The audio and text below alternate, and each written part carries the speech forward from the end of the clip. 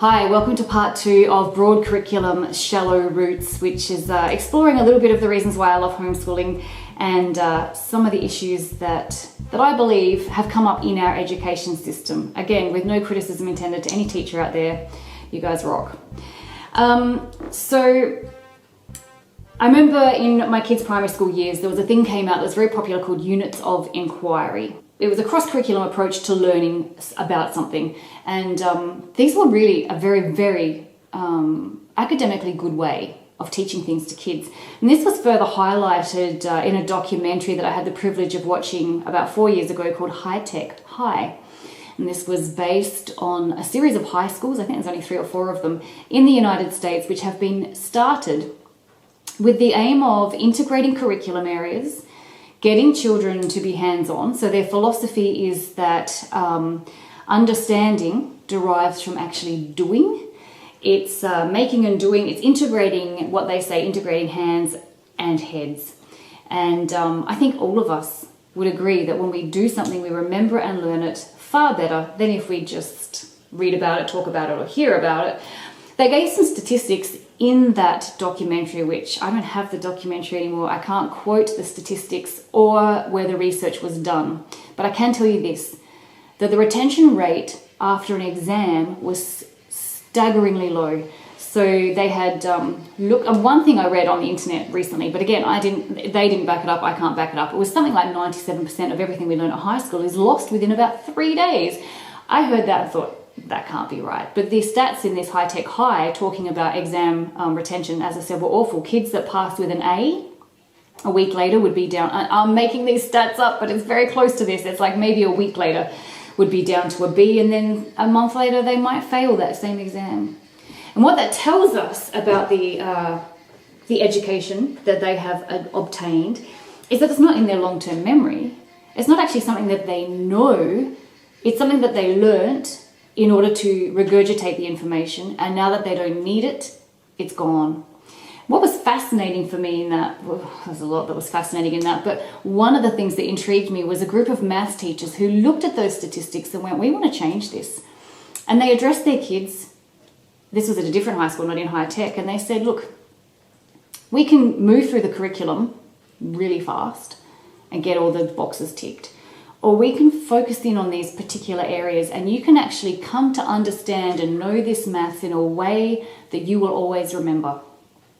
The kids opted for just getting through the curriculum because the objective is to pass that exam and then hopefully get into tertiary studies. And again, this reflects on what I was talking about in my previous video, that why are we as educators, be it parents, teachers, schools, why are we continually pursuing a competitive form of education when in fact research shows us that there are better ways? So what High-Tech High does is adopt one of these better ways, and it's hands-on and it's cross-curriculum. So for example, in the documentary we watched, they combined tech studies, mathematics and history, and they had to design a project which taught about the rise and fall of civilizations. They had to make that in the tech studies room, the actual moving parts, which involved a lot of technical ability. They had to study the rise and fall of civilizations in the first place, of course, and what the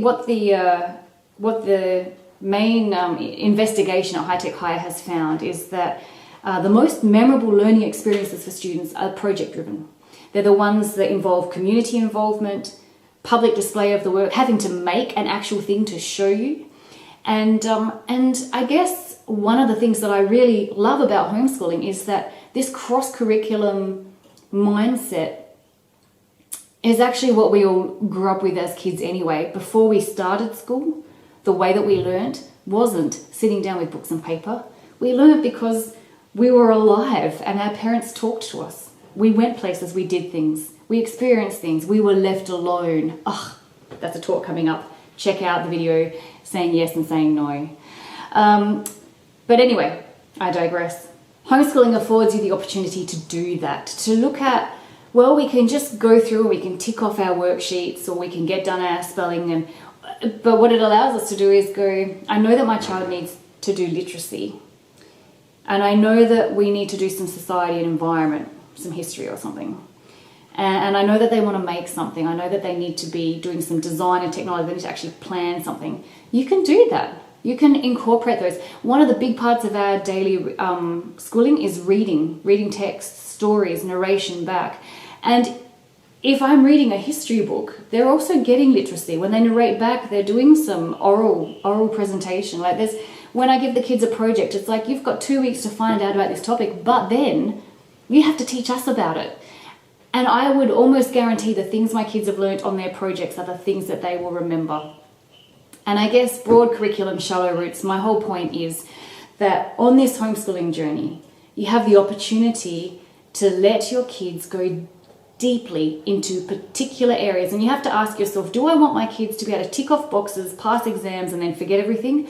Or would I rather that they actually genuinely knew about a particular topic or a particular area, and they knew it well, and when they're 50 they'll be able to teach their grandkids about it because they remember it. I personally would rather that my kids knew what they know and could retain it.